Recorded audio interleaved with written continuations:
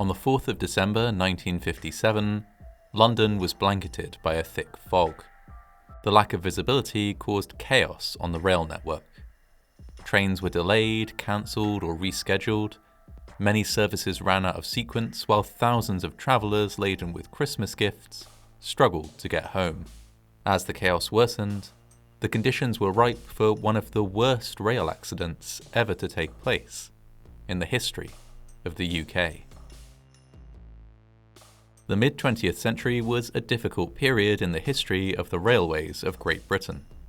Having suffered targeted damage at the hands of the Luftwaffe during the Second World War, the resources of the rail network were severely strained. The Labour government of the time took the decision to nationalise the railway and created the British Transport Commission, who controlled British Railways, later renamed British Rail.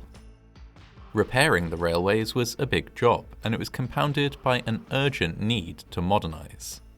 Steam-powered trains, which dominated the railways before the wars, were inefficient, required more maintenance, and created more pollution. They were gradually being replaced by diesel and electric trains, but this took huge amounts of money and skilled labour, both of which were in short supply in the aftermath of the war. Plus, cars were becoming more affordable, which took some emphasis away from the rail network.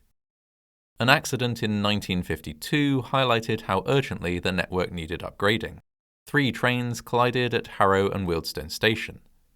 The crash killed 112 people and injured 340 more. A Ministry of Transport report into the crash identified limitations with the semaphore-based signals, which were difficult to see in foggy conditions, and relied on the concentration of the driver.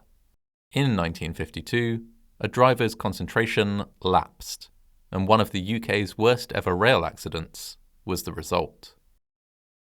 At this time, British Railways was already developing a new system, known as the Automatic Warning System, or AWS, which would automatically apply the brakes of a train if there was a caution signal up ahead that the driver did not respond to in time. This system would have prevented the accident at Harrow and Wealdstone. Rolling out the automatic warning system was of vital importance, but would still take time. Priority was given to mainline routes, especially those still controlled by semaphore signals. By 1957, many stations around London had not yet been updated, with many still relying on a colour-based signalling system, which required drivers to take note of which colour was being displayed at a signal to determine if there was a hazard on the tracks ahead. On the 4th of December 1957, a heavy fog hung over London. As people finished work or concluded their Christmas shopping trips, they headed to train stations all over the city to begin their journeys home. The 5:18 p.m. service from Charing Cross to Hayes was made up of 10 carriages, which together held nearly 1,500 passengers. Almost all seats were filled, and standing passengers filled the aisles and vestibules too. The train was a relatively modern one for the time, an electric multiple unit, or EMU.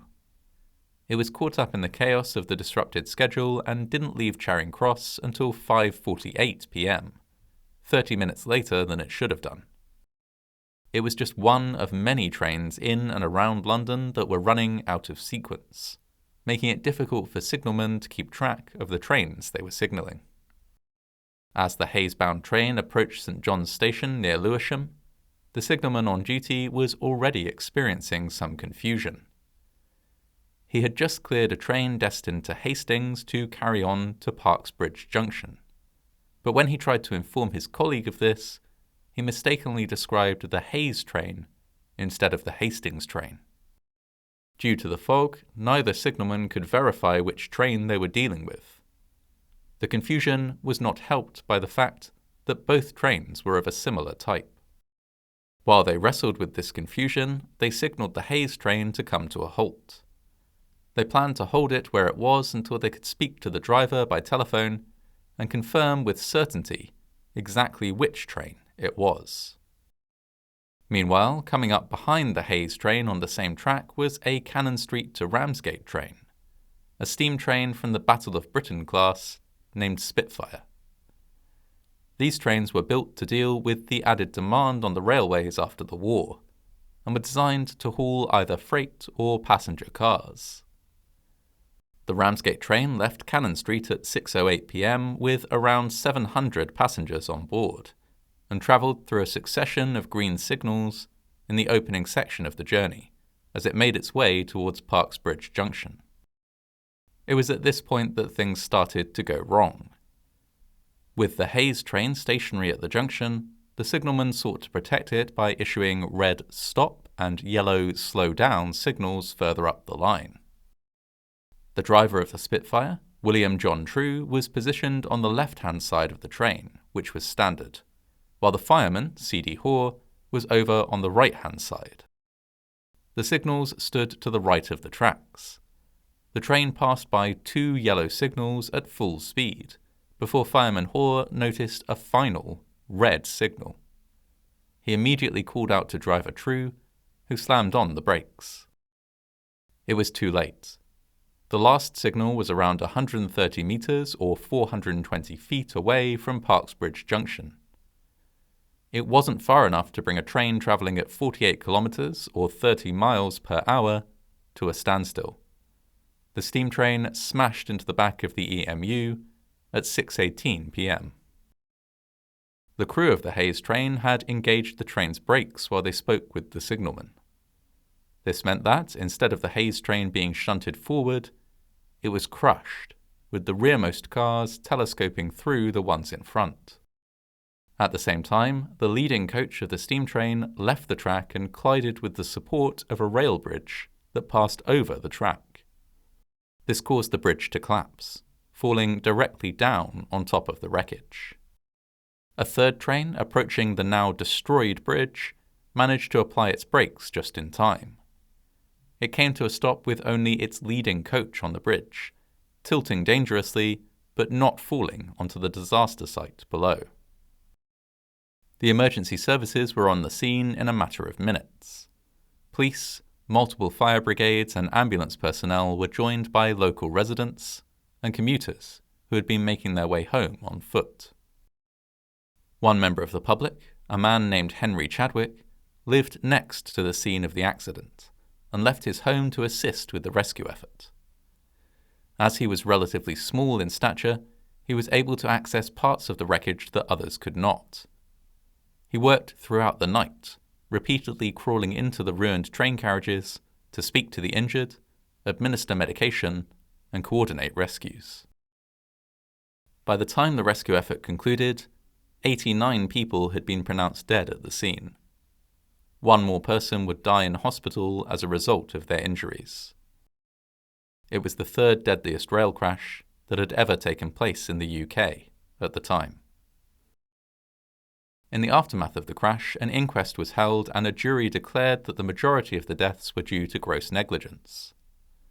The coroner rejected this verdict and ruled that the deaths were accidental. An official government report concluded that the person most responsible for the accident was the driver of the steam train, William True. True, who was 62 at the time of the crash, had been hospitalized by the accident. He survived but was left in a state of extreme shock and could not be interviewed until the 10th of January, 1958. The evidence he contributed to the report was confusing and contradictory, and he couldn't explain why he didn't ask his fireman to look out for the signals for him, which would have been common practice at the time. Mr. True was an experienced and competent train driver, a reputation he had built over the course of 45 years working in the industry. He had driven the route many times before, and as recently as 2 days before the crash. The report concluded that he must have assumed the signals were clear, despite not being able to see them from where he was positioned. Human error may have caused the crash, but any number of systematic improvements could have saved the 90 lives that were lost. The government report concluded that this accident should have been prevented by automatic train control of the warning type. It also noted that the visibility from the Spitfire steam train was severely limited. The actual window was small, and on the wrong side of the train to see the warning signals, adding, "Had True been in charge of an electric or diesel-electric train with no obstruction in front of the driver's cab, he could scarcely have failed to see the powerful coloured lights." Driver True was tried for manslaughter, but the jury could not reach a verdict. At a second trial, he was acquitted. The introduction of the AWS emergency braking system was accelerated, but it still took decades for it to be fully rolled out to cover the entirety of the British railway network. For the families of the 90 people that never made it home from work or Christmas shopping that evening, though, the modernisation of British railways would come too late. Their lives would never be the same again.